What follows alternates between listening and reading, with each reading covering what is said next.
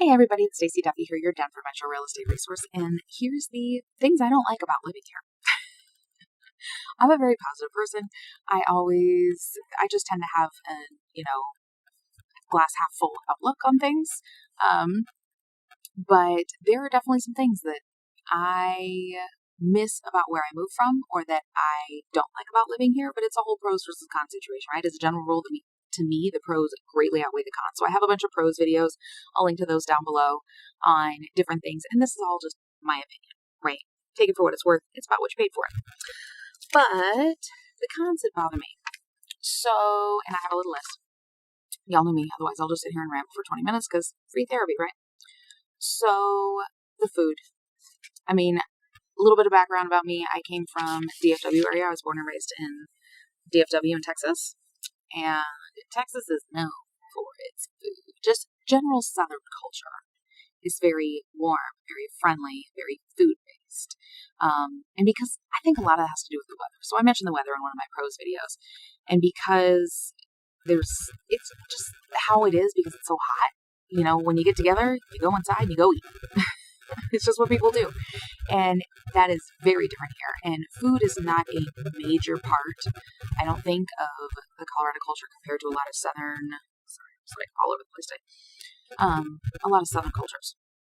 It's just not a big deal. It's not what people prioritize. It's not as important to them. So I find it a struggle that I can't find a lot of food that I love. Or maybe there's a lot of good food here, but you just have to look a lot harder and work a lot harder and drive further to get it. We'll talk about driving here in a minute, because that's a fun one. But, sorry, it's an open courtyard in my office, so people come and people go, and I kind of hear things and get distracted, shiny object stuff.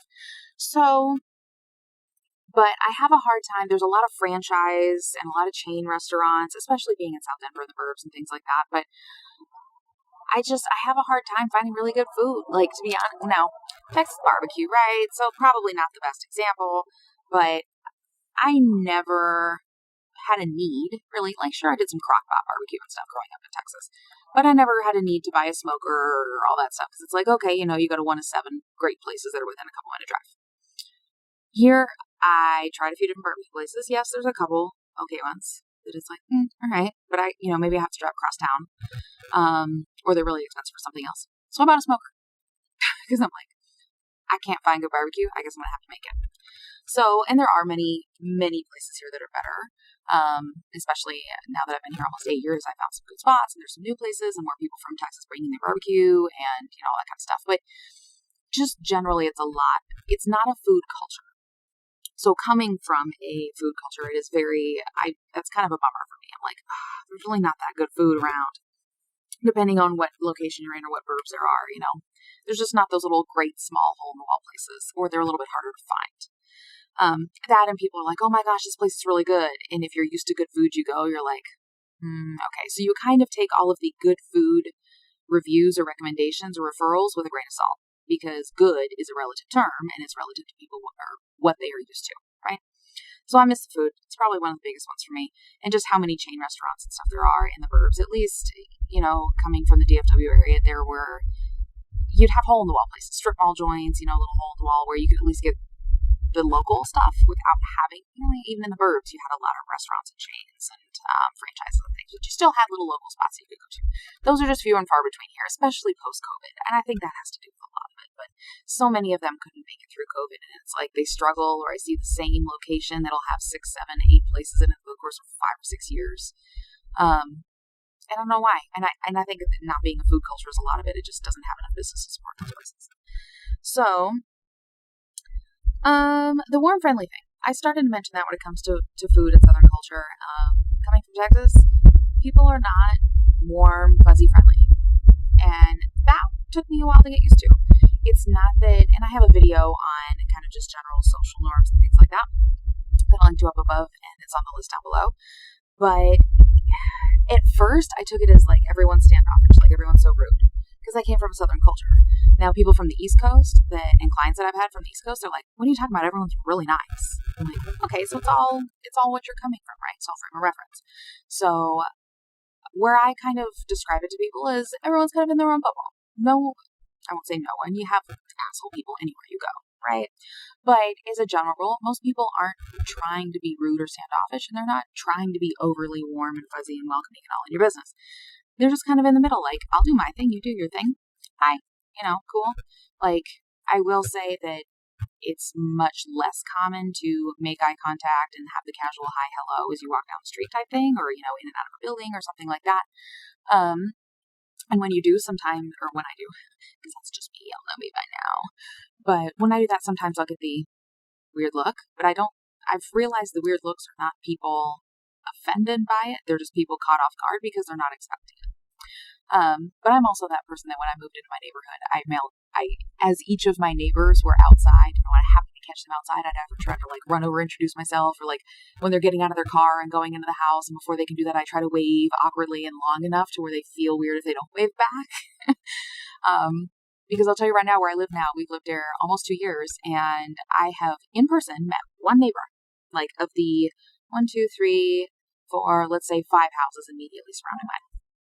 I have face-to-face met one of those neighbors, and he was awesome. He was super nice. As soon as, moving truck was done for the day, and he came up and saw me outside and said, hey, I've had a couple other people in the area come up and introduce themselves. We've done neighborhood events where we've met people, but people aren't just, as a general rule, overly excited to be overly welcoming, which, depending on the culture you're coming from, is probably very different from what you're used to.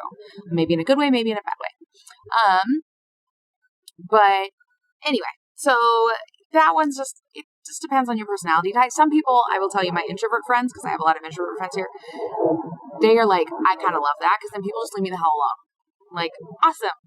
I'm that person that's not going to leave me the hell alone, and I'm sorry in advance because I don't really know. I just feel like I should talk to people. So, anyway, probably, and I'll mention the flaky people thing. I think this is a post-COVID generational thing. I don't think it's a Colorado thing, but now that I haven't lived anywhere else post-COVID, I don't really have a frame of reference. But I'm curious on y'all's opinions on this. You can post this down below.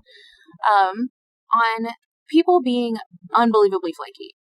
And it was not terrible before COVID, but it's definitely like absolutely atrocious now. And the reason I know this is I host a lot of social events, like just casual social events, right?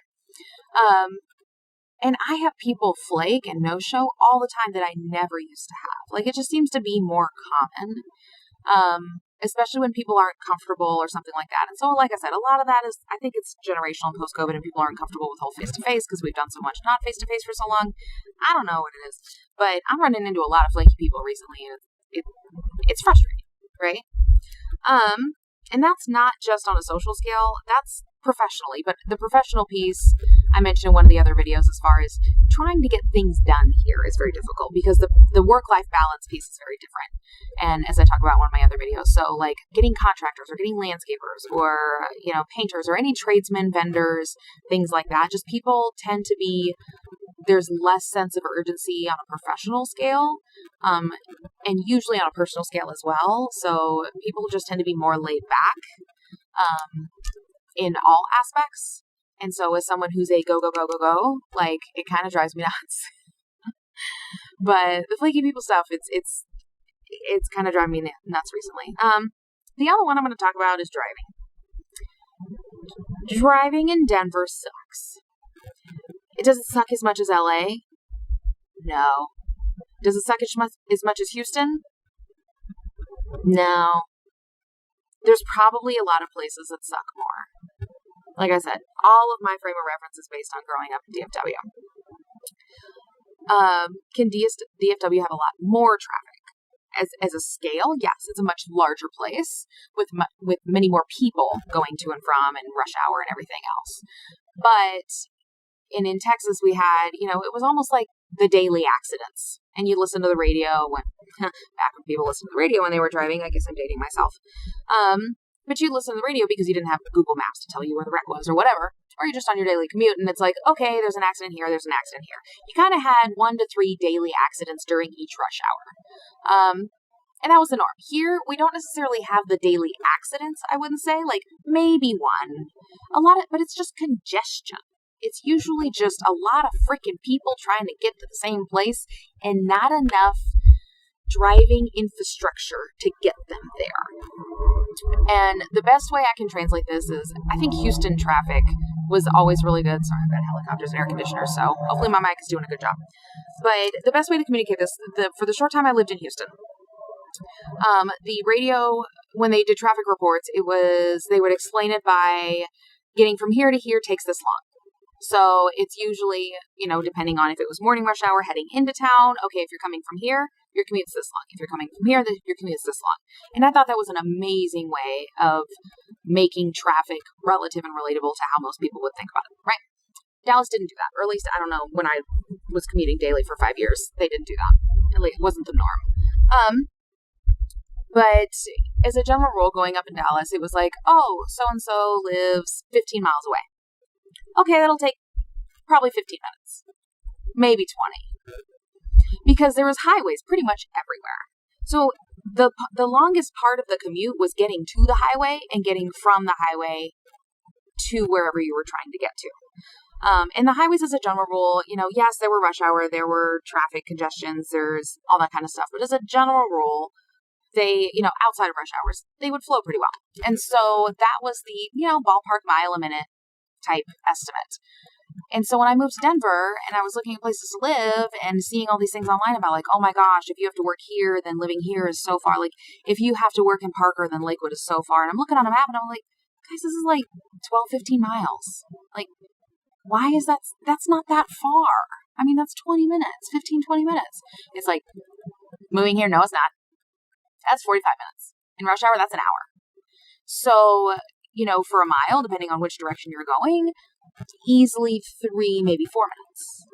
So it's just because our highway infrastructure isn't there and the population of the city exploded so much faster than the infrastructure was developed. And then now it's like, well, crap. Because if you do construction, you're going to make everything exponentially worse. And it's like, growing up in Texas, there was always something in construction. Always. Always, always, always. Right? It was just whether it was 635, whether it was, putting in George Bush Tollway and building another section of it, whether it was 25, whether it was 75 going through Dallas, like something was always under construction. But once it was done, 3, 4, 5 years down the road, because a lot of those were really, really big construction projects, it would flow so much better. That's not normally how it goes here, at least not in the 8 years I've been here. Or almost 8 years. There's construction here, construction there, and things like that. And then it's like, oh, this is nicer. Okay, but now it's bad again.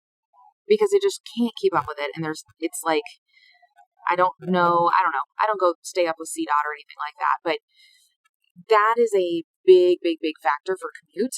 And so I have a lot of people moving from the Texas area or California or something like that. They're like, oh, okay, as long as I'm not commuting an hour, it's fine. I will say my people moving from LA and from Houston, and then from the East Coast, usually from DC area. Those are the people that are like, oh, if I don't have to drive an hour, I'm doing pretty good. Everybody else is like, how long is it going to take to get there? Really? I mean, it's not that far. Like, I know. We have 1/4 of an inner loop. We have a little more than 3/4 of an outer loop. It's all toll. Not all of it toll. All of it has some toll on it. 1/4 of that outer loop has some lanes that are not toll, but the majority of that outer loop is toll. That 1/4 of an inner loop is not toll, but carries a ton of traffic. Not to mention our downtown is not in the center of our highway system. And we have roughly one major east to west highway that has no toll on it. And I think they're going to add a toll lane to that, I'm not sure. And that's the one way at the top end of the metro. So, and one north to south, that goes all the way through the Front Range. And so it's just, driving is brutal, in how long it takes to get places. Like, I will say the rush hour is at different times than I would expect too.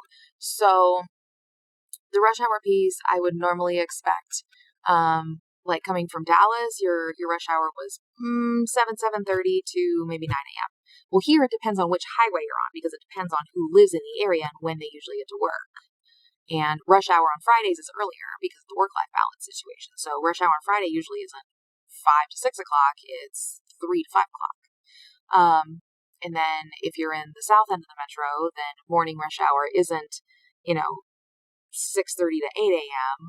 That's over on 225. that's going to be the 6:30 to 8 a.m. rush hour. If you're in the South Metro, then it's going to be like the 7:45 to 9 a.m. That's going to be rush hour. So it's really weird, and it's just kind of different.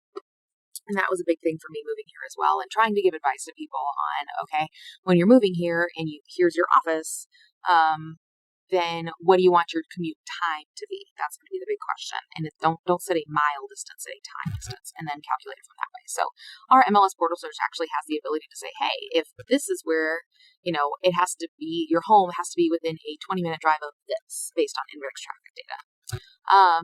Which is kind of interesting. So anyway, there's my things that I don't like about living here. I'm sure I will come up with more at some point, but this is already a 15-minute video, so it's kind of big, and half of this is the driving situation. So I may split that up into a second one. But anyway, thanks so much for the time. If you're looking to move here to the Denver metro area, call me. I do this every day. I want people to love where they live, and I want them to understand the pros and cons of living there, which is why I'm shooting these videos. I'm telling these to all of my clients as they reload, when they ask these questions, trying to give them perspective and understanding on what's a good fit for their life, especially when you're making a cross-country move. That can be really scary if you haven't done that before, and it can feel pretty risky. So anything that I can do to help you feel like you know what you're going into and that this is going to be a good fit for you and not a waste of your time, money, energy, effort, and the little bit of brain cells that people have left these days, I want to do that to help. So feel free to reach out to me. My contact information is on my website. The link for that is down below. I also have my phone number and stuff down there, so feel free to call or text that. And if you need me in another area, maybe you're like, you know what, Denver, South Denver, that's not for us. Maybe we want to do Fort Collins. Maybe we want to do Colorado Springs.